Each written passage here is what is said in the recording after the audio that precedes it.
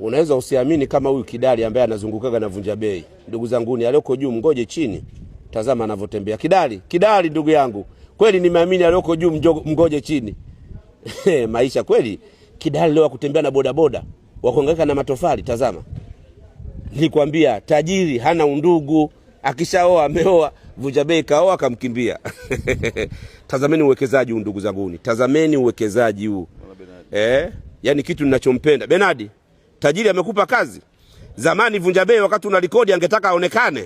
Toka amekuwa tajiri siku hizi hataki kuonekana. Kweli nimeamini pesa mwanaharamu. Hataki umaarufu, si ana hela. Unajua zamani alikuwa hana hela Vunja Bei. Akiona kamera anataka kuonekana. Akiona kamera anataka kuonekana. Lakini toka amepata hela Vunja Bei, humuoni, unaona majengo tu kama hivi. Unaambiwa tajiri alipita hapa ameacha milioni 80 ameondoka.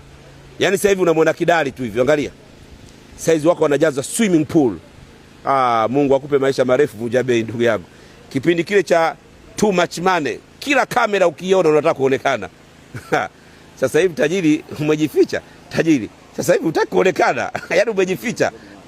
Umekuwa kama madini au madawa ya kulevya, uonekani. Mungu jamani, Mungu tupe hela ndugu zanguni. Mungu tupe hela. Tazameni uwekezaji huu. Tazameni uwekezaji. Tazama garden hiyo. Msije mkajua zipo upande mmoja. Mmeona mpaka kule. Jamani. Msije mkajua upande mmoja.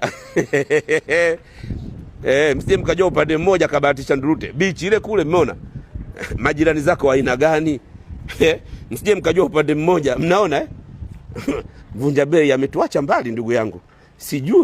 Sijui mganga wake nani. Ametuacha mbali. Jamani kule ni beach plot.